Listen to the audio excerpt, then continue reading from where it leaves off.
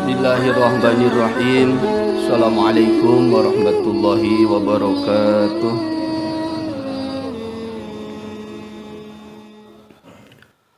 Alhamdulillahi rabbil alamin.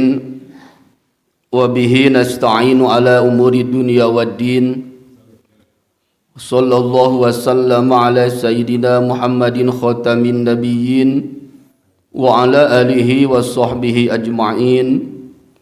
Wala hawla wala quwwata illa billahil aliyil azim. Amma ba'd. Faya ibadallah, usi nafsi wa iyyakum bittaqwallah faqad fazal muttaqun.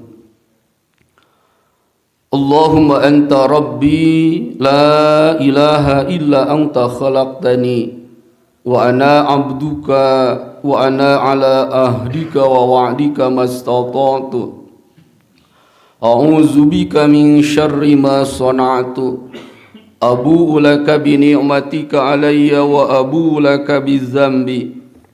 Faghfir li fa innahu la yaghfiru dzunuba illa anta. Kalamun qadimun la yumallu sima'uhu. Tanazzaha an qawli wa fi'li wa niyatin. Bihi nashtafi min kulli da'i wa nuruhu dalilun li kulubina hina jahlina wa ayratina. Faya Rabbana mati'na bisirri hurufihi wa nawwir bihi kulubana wa sam'ana wa maqlatana. Hadratul kiram wal muhtaram, seluruh jamaah Masjid Jami Uswatun Hasanah yang dimuliakan Allah. Puji dan syukur kita panjatkan kehadirat Allah Subhanahu wa taala. Salawat dan salam senantiasa dilimpahkan kepada junjungan kita baginda Nabi Muhammad sallallahu alaihi wasallam, kepada keluarganya, sahabatnya dan seluruh pengikutnya hingga hari kiamat. Bapak dan Ibu yang dirahmati Allah, untuk kajian tafsir pada pagi hari ini sama-sama kita melanjutkan kajian tafsir surah Al-Alaq, yang mana pada pembahasan sebelumnya baru disampaikan dari ayat 1 sampai ayat 4, yang mana secara garis besar kandungan Al-Quran surah Al-Alaq ini terbagi kepada dua pembahasan. Mohon maaf nanti kalau yang saya sampaikan ada kesalahan, mohon untuk langsung diingatkan. Pembahasan surah Al-Alaq ini terbagi kepada dua hal pokok. Yang pertama, pembahasan dari ayat 1 sampai ayat 5. Dalam pertemuan sebelumnya disampaikan ayat 1 sampai ayat 5 adalah wahyu Allah yang pertama kali diturunkan kepada baginda Nabi Muhammad sallallahu alaihi wasallam melalui perantara malaikat Jibril. Dan dengan diturunkan 5 ayat tersebut, itu menjadi pertanda bahwasanya baginda Nabi diangkat oleh Allah menjadi Nabi dan Rasul Allah Subhanahu wa Ta'ala.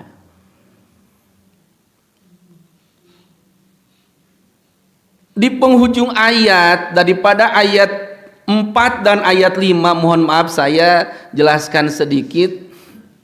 Allah Subhanahu wa Ta'ala menjelaskan allazi 'allama bil qalam 'allamal insana ma lam ya'lam.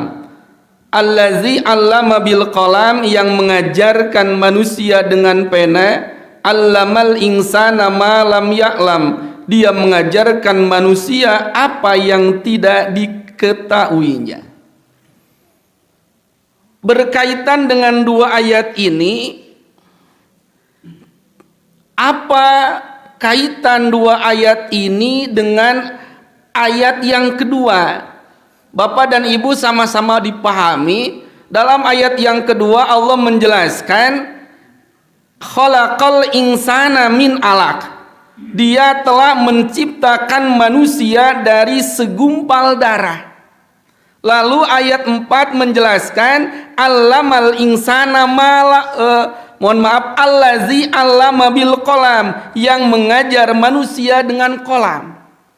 Saya sampaikan tafsirnya, wajhul munasabah bainal khalqi minal alaq wa ta'limil qalam.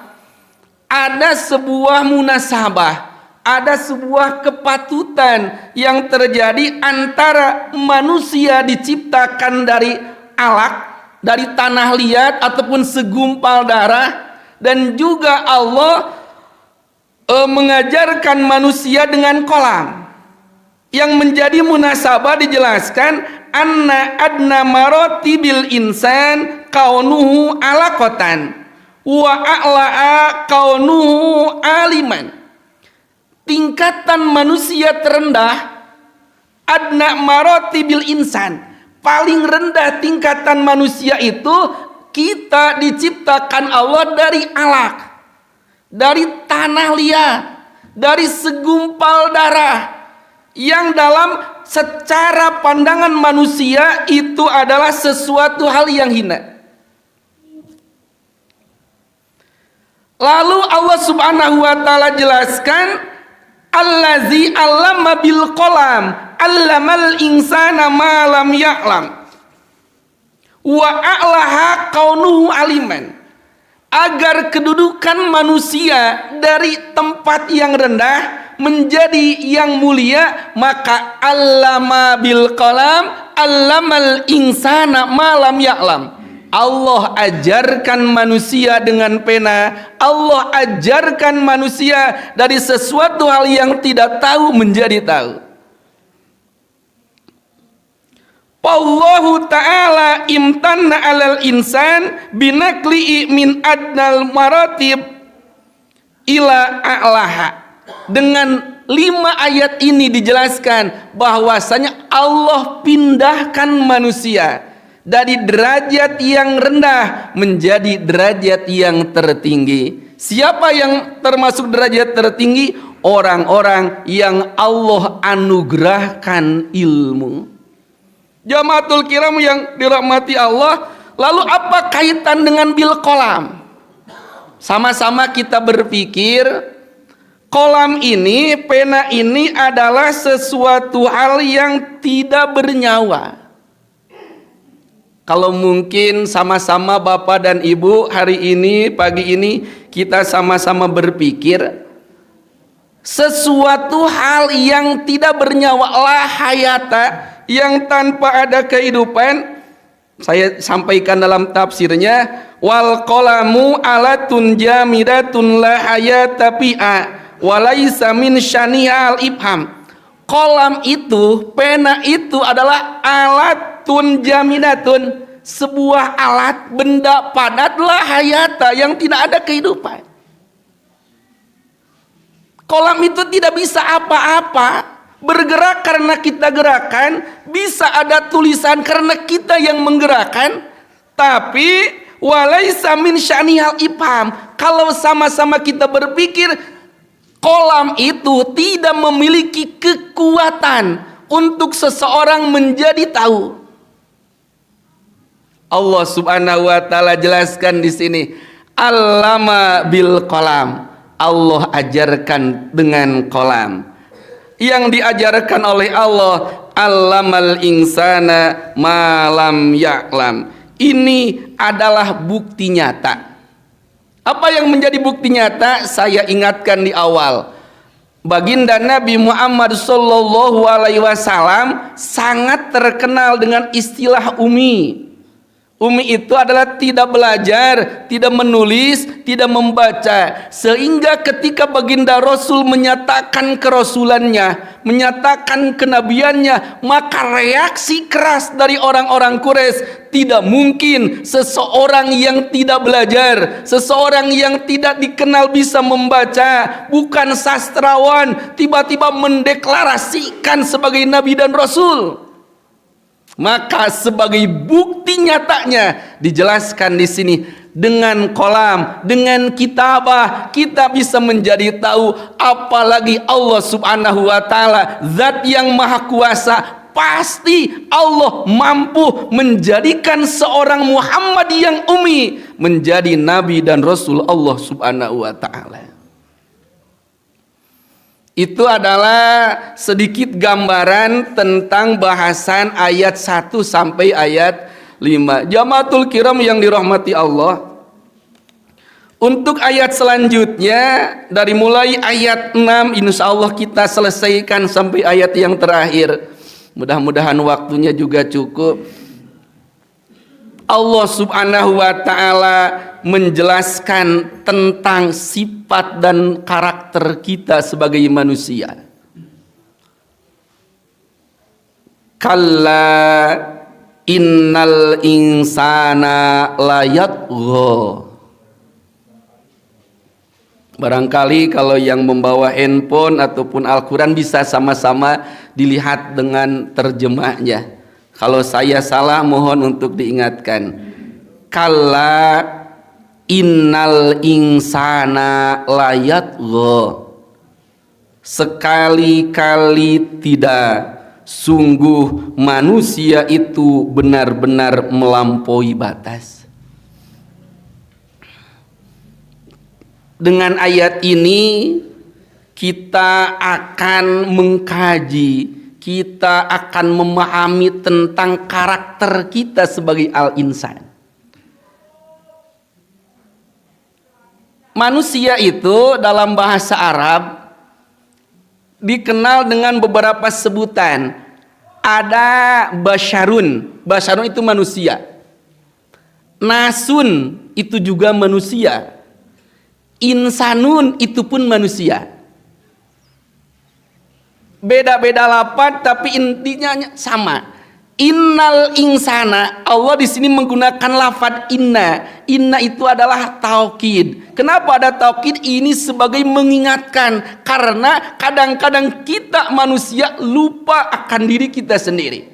Maka Allah jelaskan dalam ayat ini, innal insana layatgha. Dalam tafsirnya dijelaskan bahwasanya inna jinsal insan, bahwa setiap jenis manusia layatgha itu karakternya adalah termasuk orang-orang yang melampaui batas. Ini berarti bukan membicarakan tentang orang lain. Saya lihat dalam beberapa dalam Al-Quran tentang sifat-sifat manusia, biar sama-sama kita paham agar mengenal kita diri sendiri sehingga tidak menyalahkan orang lain. Manusia ini dalam Al-Quran dijelaskan dalam surah Al-Ahzab adalah zoluman jahula. Innahu kana zoluman jahula. Inna aradnal amanata ala samawati wal ard. Di ujung ayat Allah jelaskan innahu kana zaluman jaula. Sifat manusia zaluman, banyak berbuat zalim, berbuat zolim, jahulan, dan juga termasuk orang-orang yang bodoh. Dalam surah Al-Adiyat dalam kajian sebelumnya dijelaskan innal insana lirabbihi lakanud. Manusia itu lakanud, banyak inkarnya. Manusia itu adalah wa iza an'amna 'alal insani a'rada bijanibi, termasuk orang yang sombong. Ketika Allah anugerahkan nikmat, a'rada wa na'a bijanibi. Manusia itu adalah orang-orang yang kikir.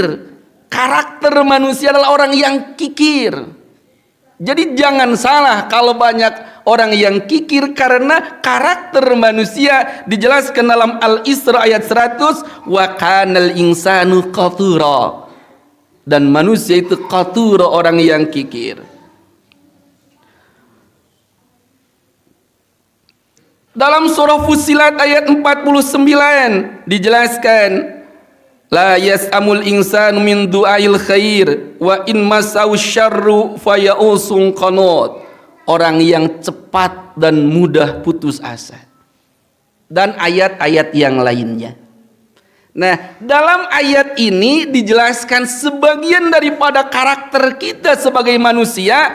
Kalla innal insana layatgha. Sungguh manusia itu benar-benar melampaui batas. Bapak dan Ibu yang dirahmati Allah, dari mulai ayat 6 sampai akhir ayat ini menjelaskan tentang secara khusus tentang Abu Jahal dan juga pengikutnya. Jadi dari mulai ayat 6 sampai ayat terakhir kita akan mengenal sosok daripada manusia yang dilaknat Allah yang bernama Abu Jahal. Kita akan mengenal bagaimana perjuangan baginda Rasul menghadapi paman beliau yang sangat membenci beliau. Dan Abu Jahal ini dijelaskan oleh Allah dalam Al-Quran, kalla innal insana layatgha ar-ra'ahustagna. Inna hadza ila akhiri surah nuzila fi Abi Jahlin wa adrabihi ba'da zamanin min nuzuli awali surah. Ini ayat dari mulai ayat 6 sampai ayat terakhir Allah akan jelaskan tentang Abu Jahal dan pengikut-pengikutnya. Secara khusus ayat ini menjelaskan tentang Abu Jahal, dan tentunya orang-orang yang memiliki sifat seperti Abu Jahal adalah Abu Jahal masa kini. Kita sangat harus mengenal sifat Abu Jahal agar kita menjauhkan diri, karena Abu Jahal sudah dijelaskan di akhir ayat, sanad uzzabaniyah, akan disiksa oleh malaikat Zabaniyah. Kalau sudah jelas orang tersebut akan disiksa oleh Allah, tentunya jadi pelajaran bagi kita, segala aktivitas dan perbuatan orang tersebut haruslah kita jauhi. Apa yang menjadikan Abu Jahal ini orang yang melampaui batas? Ar-ra'ahustagna. Ayat 7 menjelaskan apabila melihat dirinya serba cukup. Artinya jangan sampai segala nikmat yang Allah berikan kepada kita, jangan sampai segala fasilitas yang Allah berikan kepada kita, Allah anugerahkan kita keluarga, Allah anugerahkan kita harta, Allah anugerahkan kita jabatan, jangan sampai menjadi orang-orang yang sombong seperti yang dilakukan oleh Abu Jahal. Ar-ra'ahustagna, karena memiliki kekuatan, memiliki kekayaan, memiliki pengikut yang banyak, sehingga Abu Jahal istagna, menjadi orang yang sombong, orang yang merasa cukup, yang tidak merasa membutuhkan orang lain.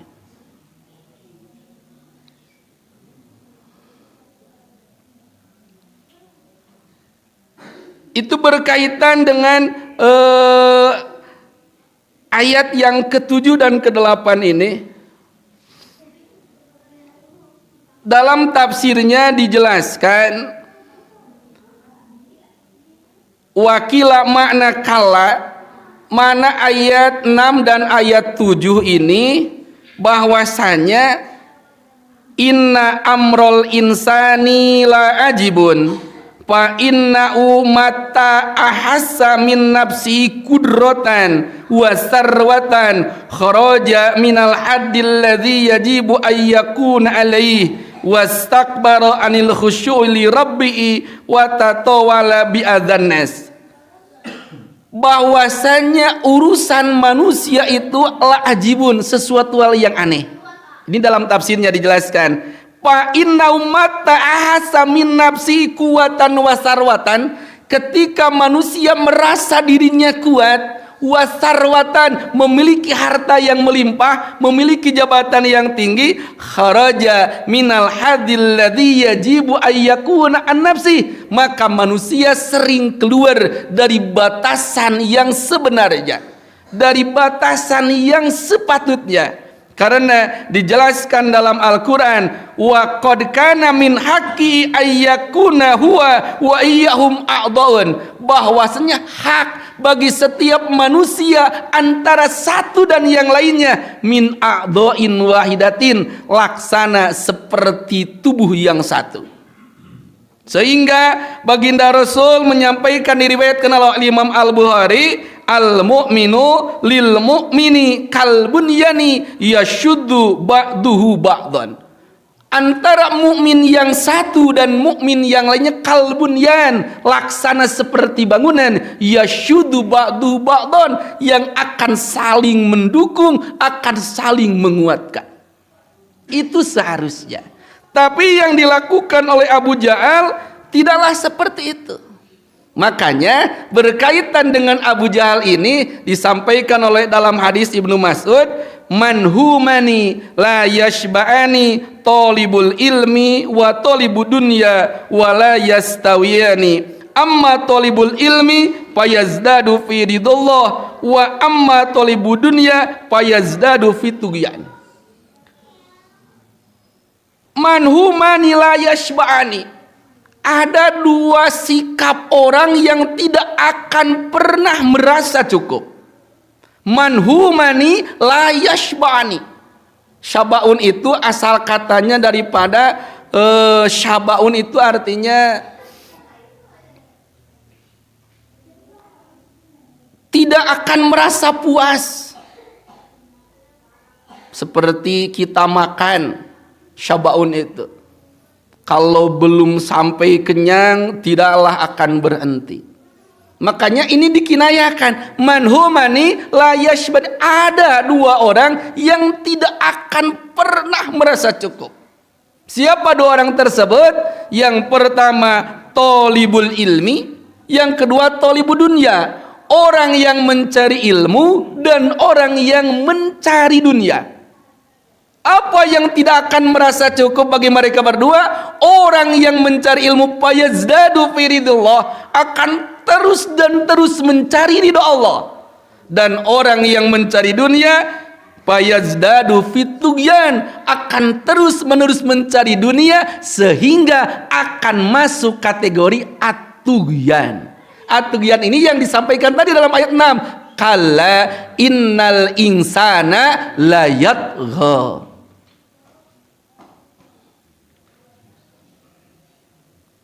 Bagaimana sikap keangkuhan Abu Jahal ini?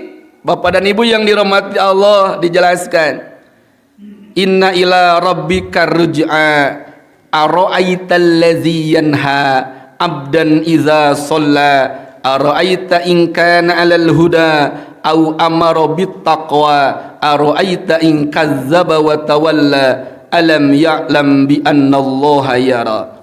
Saya sampaikan terjemahnya, ara'aital ladzi yanha, bagaimana pendapatmu tentang orang yang melarang? Abdan idza shalla, seorang hamba ketika dia melaksanakan salat.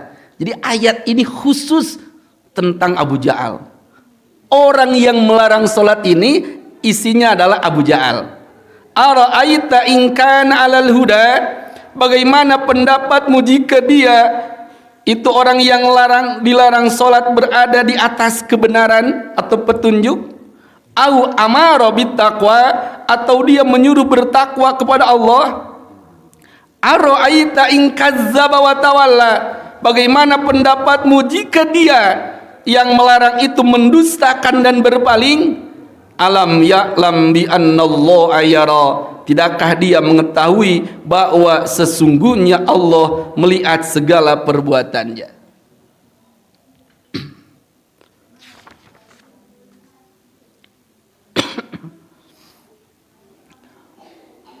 Di antara keangkuhan Abu Jahal ini, bahwasanya karena sangat membenci Rasulullah Shallallahu Alaihi Wasallam, sehingga Abu Jahal ini berkata, la in ra'aitu Muhammadan yusalli la ata'na unuqahu. Perkataan Abu Jahal seperti ini kurang lebih, seandainya aku melihat Muhammad sholat, maka la atokna unukaho, akan saya injak lehernya, la ahfironna turab, akan saya lemparkan debu kepada Muhammad. Dan ini dibuktikan. Suatu ketika anna Aba Jahlin qala fi malain min tughati Quraisyin. Saya sampaikan terjemahnya. Sesungguhnya Abu Jahal berkata fi malain, di halayak banyak, min tughati Quraisyin, di hadapan orang-orang Quraisy, la in ra'aitu Muhammadan yusalli la ta'unuqah. Seandainya aku melihat Muhammad sholat, maka aku injak lehernya. Wa hamma ayyulqa ala rasi hajaran, dan Abu Jahal ini adalah orang yang dia bermaksud melemparkan hajar. Hajar itu artinya batu ketika baginda Rasul sedang sholat. Wahia sholatu zuhri, ini terjadi ketika baginda Rasul sedang sholat zuhur. Paja'o summa nakaso ala akibai, ketika Abu Jahal akan melaksanakan keinginannya, akan melempar baginda Rasul dengan batu, akan menginjak leher beliau ketika sedang sholat, akan menaburkan debu ke muka beliau, ke muka baginda Nabi. Pajaho, datanglah Abu Jahal ingin melaksanakan niatnya, lalu yang terjadi sumana kaso al akibai, tiba-tiba ketika mendekat baginda Rasul, Abu Jahal ini mundur dengan menutupi mukanya. Bahkan dalam hadis yang lain, sampai Abu Jahal ini terjatuh. Faqalu malaka, orang-orang Quraisy ini bertanya, wahai Abu Jahal, kenapa terjadi seperti itu? Padahal Muhammad sudah dekat, batu sudah engkau pegang. Kenapa ketika niatmu akan dilaksanakan justru engkau tersungkur ke belakang dengan menutup kedua mukamu? Faqalu malaka, apa yang terjadi padamu wahai Abu Jahal? Di sini dijelaskan, faqala, Abu Jahal menjawab, inna baini wa bainahu la khandaqan minarin wa haulan wa ajnihatan. Bahwasanya ketika Abu Jahal akan melaksanakan niatnya, dia berkata, inna baini wa bainahu la khandaqan, bahwasanya antara aku dan Muhammad tiba-tiba adalah khandaqon, ada parit. Wa haulan, ada pemandangan, ada lubang yang sangat menakutkan. Wa ajnihatan, dan juga banyak sayap. Karena melihat lubang, melihat parit di depannya, melihat pemandangan yang sangat menakutkan, terdapat banyak-banyak sayap, akhirnya Abu Jahal takut dan tersungkur menutupi kedua mukanya. Dan ini disampaikan oleh baginda Nabi Muhammad sallallahu alaihi wasallam. fa wallazi nafsi biyadihi laudana minni la ahtofannaul malaikatu udwan wallazi nafsi biyadihi, demi zat, ini sumpah baginda Rasul, demi zat yang mana aku ada dalam kekuasaannya, laudana, seandainya Abu Jahal mendekat kepada baginda Nabi, la akhtofannaul malaikatu udwan, maka akan disambar oleh malaikat sehingga hancurlah jasad Abu Jahal ini. Jadi benar apa yang sering disampaikan dalam sirah, dalam sejarah, karena saking ingkarnya Abu Jahlin kepada baginda Rasul, sehingga dalam waktu baginda Rasul sholat pun Abu Jahal berniat hal yang tidak baik. Jamaatul kiram yang dirahmati Allah, Abu Jahal ini memiliki nama Abul Hakam. Abu Jahal ini sering dikinayahkan dengan Abul Hakam. Di sini disampaikan wakan Abu Jahlin yukna fil jahiliyah bi Abil Hakam. Abu Jahal ini sering disebut dengan Abul Hakam. Abu artinya bapak, Al Hakam orang yang menghukumi. Kenapa dinamakan Abul Hakam? Li'annahum kanu yaz'umuna annahu alimun zu hikmatin. Karena orang-orang Quraisy menyangka bahwasanya Abu Jahlin zu ilmin wa hikmatin, orang yang pandai, orang yang pintar, yang memiliki wibawa, memiliki orang yang cakap menjadi hakim. Summa summiya Abu Jahlin. Lalu kenapa Abu Jahal ini dinamakan jadi Abu Jahal? Kalau Abul Hakam bapaknya hukum, kalau Abu Jahal bapaknya kebodohan. Karena ini sebutan Abu Jahal terjadi setelah baginda Rasul menyampaikan risalah Allah. Karena begitu kebodohan Abu Jahal ini. Jamaatul kiram yang dirahmati Allah, baginda Rasul pernah dalam sebagian doanya menyampaikan, Allahumma a'izzal islama bi Abi Jahlin au bi Umara. Di jahiliyah ini terdapat dua sosok yang sangat berpengaruh. Yang pertama Abu Jahal, yang kedua Sayyidina Umar, yang terkenal dengan kekuatannya. Istilahnya kalau mungkin sekarang bisa dikatakan premannya. Sehingga baginda Rasul berdoa kepada Allah, bermunajat, Allahumma a'izzil islama bi Abi Jahlin wa au bi Umar. Ya Allah, muliakanlah Islam dengan Abu Jahal ataupun dengan Sayyidina Umar. Ini doa baginda Rasul. Dan yang ternyata dalam tahun 5 kenabian, artinya setelah 5 tahun baginda Rasul mendeklarasikan Nabi dan Rasul, Allah anugerahkan hidayah kepada Sayyidina Umar, sehingga Sayyidina Umar memeluk agama Islam. Jadi Islamnya Sayyidina Umar itu adalah diantaranya berkah daripada doa baginda Rasul. Karena Sayyidina Umar masuk Islam, maka termasuk adalah orang yang bahagia. Sementara Abu Jahal karena tidak Allah anugerahkan, berikan hidayah keislaman, maka Abu Jahal dilaknat oleh Allah Subhanahu wa ta'ala.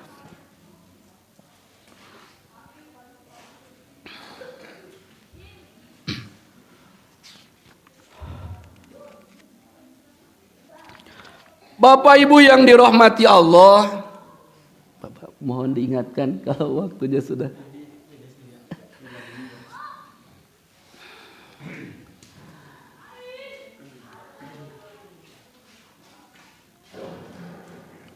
Kalla la illam yantahi lanasfa'an bin nasiyatin kadzibatin khati'ah falyad'u nadiyah sadad'uz zabaniyah kalla la tuti'hu wasjud waqtarib.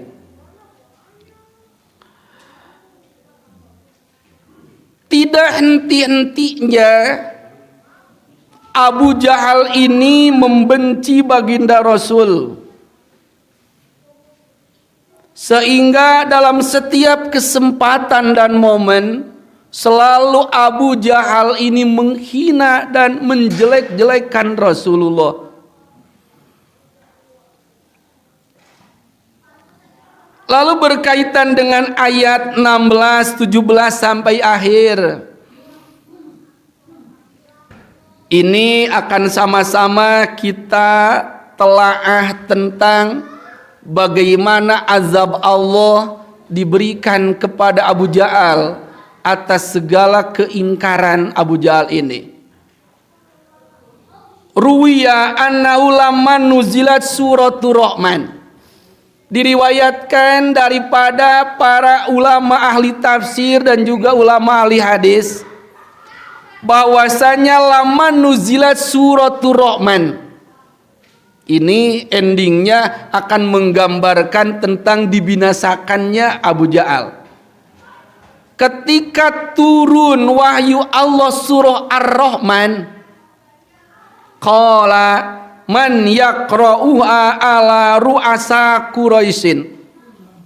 Baginda Rasul menyampaikan man yaqra'uha ala ru'asa Quraisyin. Wahai para sahabat, siapakah di antara kalian yang berani untuk membacakan surah Ar-Rahman ini di depan pemuka-pemuka orang Quraisy? Fatasaqalu. Respon para sahabat ini fatasaqalu, mereka sama-sama merasa berat, tidak berani membacakan surah Ar-Rahman di hadapan orang-orang Quraisy. Faqama Ibnu Mas'udin.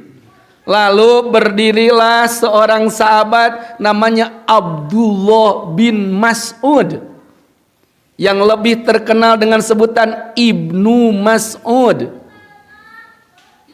Wa qala ana.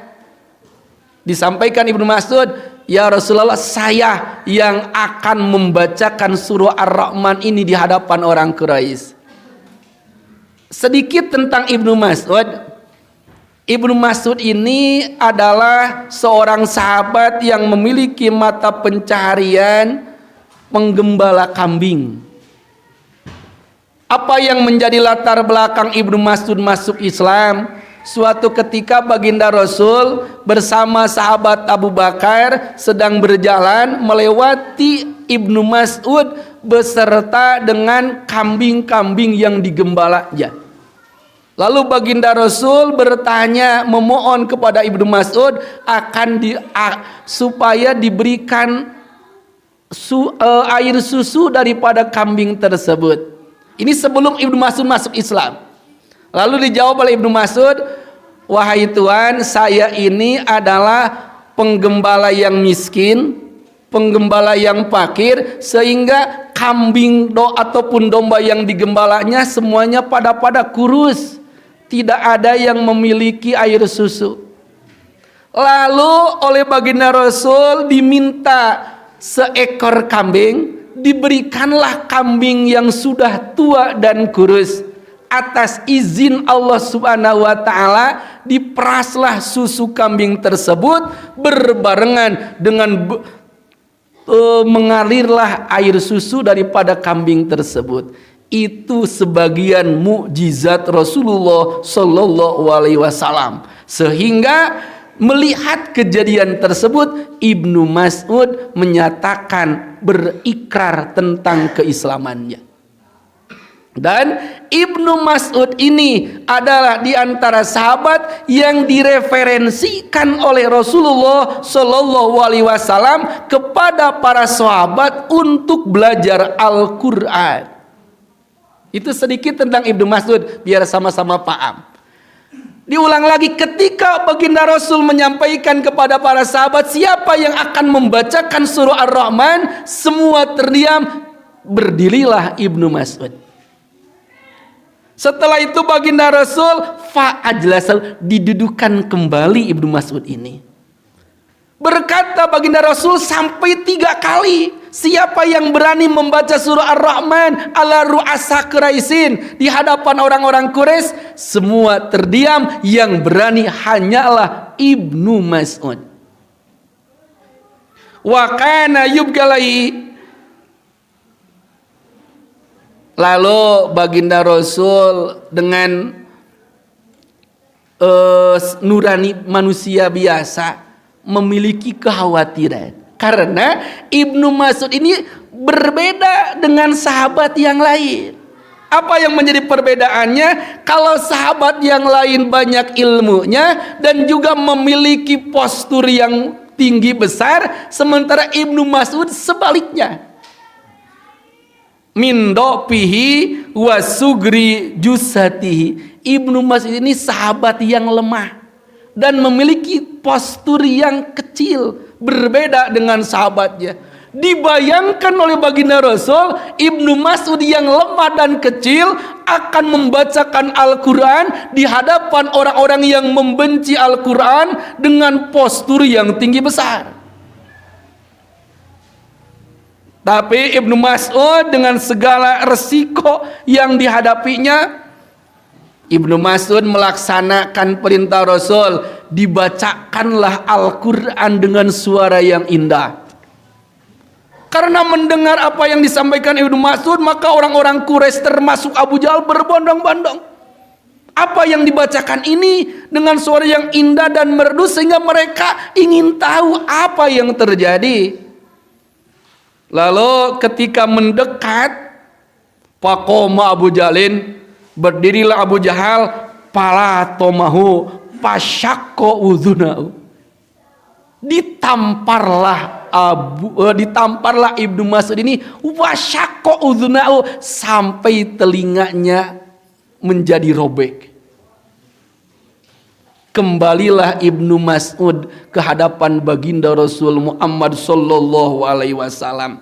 Palamma ra'ahu, ketika baginda Rasul melihat Ibnu Mas'ud habis dipukul oleh Abu Jahal, telinganya robek, bercucuran darah, raqa qalbahu wa atraqa ra'sahu. Baginda Rasul rokokol bahu, hatinya terasa sedih. Wa atraqo ra'sahu, ditundukkan kepalanya. Faizan, ketika terjadi hal seperti itu, tiba-tiba datanglah malaikat Jibril alaihissalam, ja'a dohikan. Malaikat Jibril datang kepada baginda Rasul dengan tertawa, sehingga ditegur oleh baginda Rasul, ya Jibril, kenapa engkau datang kepadaku dengan tertawa di saat Ibnu Mas'ud dia menangis dan bercucuran darah? Maka dijawab oleh malaikat Jibril, innaka sata'lamu wahai Muhammad, engkau akan mengetahui apa yang akan terjadi. Jamaatul kiram yang dirahmati Allah, singkatnya, pada tahun 2 Hijriah terjadilah perang yang sangat dahsyat, yaitu perang Badar. Di mana dalam perang Badar tersebut, ini saya langsung aja di akhir karena mungkin mohon maaf waktunya sudah habis. Di akhir ketika perang Badar ini, Ibnu Mas'ud meminta kepada baginda Rasul ingin berperang. Dalam riwayatnya saya sampaikan, ayyakuna lahu hadzun fil jihad, wahai ya Rasul, aku ingin termasuk orang yang memiliki bagian dalam jihad. Walaupun aku lemah, walaupun aku kecil, tapi aku ingin berperang. Maka disampaikan oleh baginda Rasul, khudrum haka wal tamis fil jar, ambillah tombakmu, carilah orang-orang Quraisy yang sudah terluka. Karena orang lemah kalau bercara head to head, berhadapan, pasti kalah Ibnu Mas'ud ini. Nah, faizan Abu Jahlin masru'un, ketika sedang mencari orang-orang yang terluka dan yang didapatinya adalah Abu Jahal dalam keadaan pingsan. Mun urang mah ieu mah mobok naon manggih gorowong rek balas dendam gitu kan. Nah, jamaatul yang dirahmati Allah, karena dari awal juga tidak berpahofa, takut. Walaupun Abu Jahal sudah tersungkur, Ibnu Mas'ud takut, akhirnya dilemparkan tombaknya dan mengenai daripada bagian munkhorohi, hidungnya Abu Jahal. Ini karena tidak berani mendekat, akhirnya dari kejauhan. Min ba'idin pato anahu, dari min ba'idin, dari kejauhan. Ala sadri, lalu ketika melihat Abu Jahal sudah tidak memiliki kekuatan, akhirnya partako ilai, mendekatlah Ibnu Mas'ud kepada si Abu Jahal ini. Falamma ra'ahu Abu Jahlin qala, begitu Abu Jahal melihat Ibnu Mas'ud, dia berkata, ya ro'il ghanam laqadir talqaita murtaqiyan so'ban. Hei pengembala kambing, itu kan, ya ro'il ghanam, beraninya engkau mendekat kepadaku. Disampaikan Ibnu Mas'ud, al-islamu ya'lu wa la yu'la alaih. Ini yang sering disampaikan oleh para mubalik, kalimat al-islamu ya'lu wa la yu'la alaih. Islam itu tinggi dan tidak akan ada yang melebihi ketinggian Islam. Itu adalah ucapan Ibnu Mas'ud, bukan hadis Rasul. Al-islamu ya'lu wa la yu'la alaih.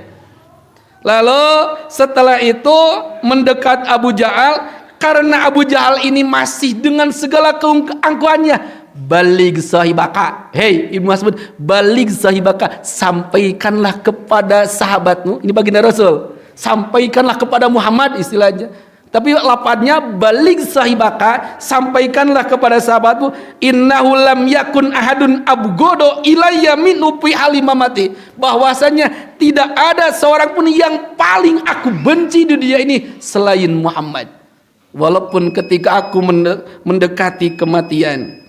Paruya anna walaisalam, akhirnya karena dengan segala keangkuhan, dengan segala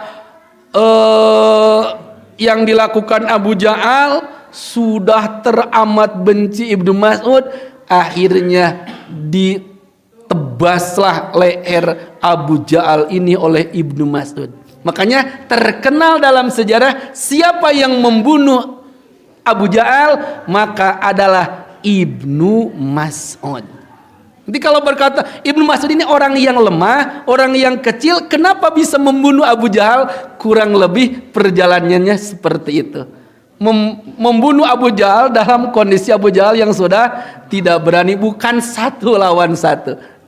Jamaatul kiram yang dirahmati Allah, dengan terbunuhnya Abu Jahal ini, maka jelas yang disampaikan oleh malaikat Jibril bahwasanya engkau akan mengetahui kenapa malaikat Jibril ketika menghadap Rasul tertawa sementara Abu Jahal sementara Ibnu Mas'ud menangis, karena di akhir ternyata Ibnu Mas'udlah orang yang lemah, orang yang kecil yang membunuh seorang manusia yang teramat ingkar yang diabadikan oleh Allah dalam Al-Quran, yaitu Abu Jahal laknatullah.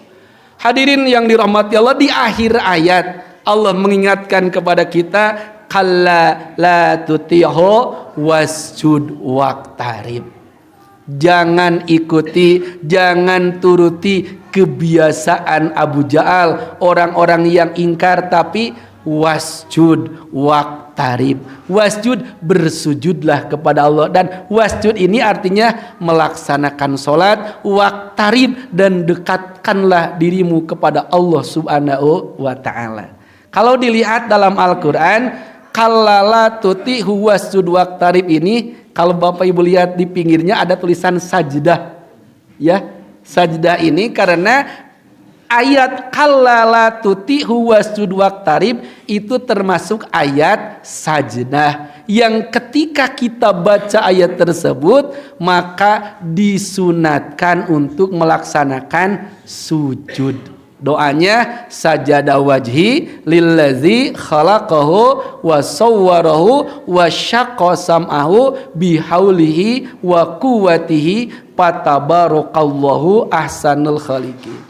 Jadi mohon maaf kalau ini gambaran, karena pernah terjadi di kampung sebelah ada imam membaca ayat ini.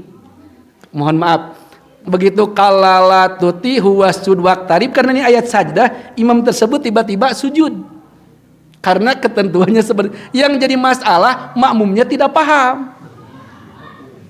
Ini imam tahu, imam ini terjadi, mohon maaf, bukan imam tersebut sujud, Makmum kan tidak paham, tidak apa ini. Yang terjadi permasalahan ini akhirnya melebar. Oh imamnya ini imam seperti, oh ini imamnya salah, ini imamnya sesat. Kenapa? Sujud, setelah sujud berdiri, setelah berdiri lalu dia ruku, seperti itu. Nah, jadi supaya paham semuanya, kalaulah imam membaca ayat ini, lalu imam sujud, kita ikuti. Itu namanya sujud tilawah. Bagaimana kalau tidak sujud? Tidak apa-apa.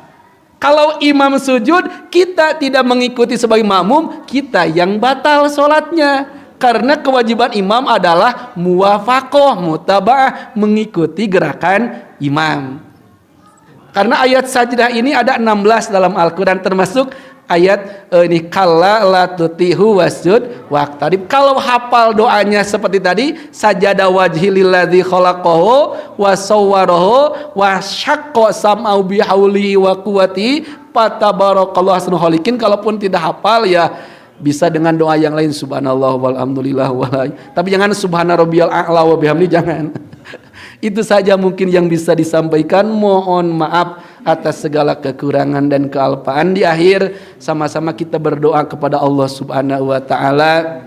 Yang pertama kita mohon kepada Allah agar kita semua diberikan kesehatan, diberikan umur yang panjang, disertai taufik hidayah Allah bisa melaksanakan, bisa menambah amal ibadah. Yang kedua kita berdoa kepada Allah segala hajat kita. Kita di dunia banyak kebutuhan dan yang lain-lain, kita berdoa kepada Allah mudah-mudahan segala hajat kita berkaitan dengan urusan dunia, kasab kita, usaha kita dan yang lainnya mudah-mudahan dimudahkan oleh Allah Subhanahu wa taala. Dan juga kita berdoa kepada Allah untuk seluruh zuriyah turunan kita. Jangan pernah kita lalai mendoakan putra dan putri kita. Karena jelas dalam Al-Quran ada orang tua masuk surga dengan anak-anaknya, dibawa oleh anak-anaknya. Tapi ada juga orang tua masuk neraka karena anak-anaknya. Karena itu berdoa kita pada pagi hari ini, mudah-mudahan seluruh putra putri kita, zuriyah kita kelak bersama-sama berkumpul kita dalam surganya Allah Subhanahu wa taala. Yang sedang mencari pekerjaan dimudahkan pekerjaannya, yang sudah bekerja diberkahkan pekerjaannya. Lalu yang sedang sakit pada pagi hari ini, pada waktu ini kita berdoa kepada Allah, keluarga kita, tetangga kita, terlebih jamaah Masjid Uswatun Hasanah yang saat ini dalam keadaan sakit, mudah-mudahan Allah berikan kesembuhan seperti sedia kala. Dan juga kita berdoa kepada Allah untuk pembangunan Masjid Jami ini, mudah-mudahan Allah berikan kelancaran, Allah berikan kemudahan. Setiap orang yang menitipkan infak sedekah untuk pembangunan masjid ini, Allah berikan balasan kebaikan yang berlipat ganda. Amin ya Allah ya rabbal alamin. Al-aziniyatil madhkurah. Al-Fatihah.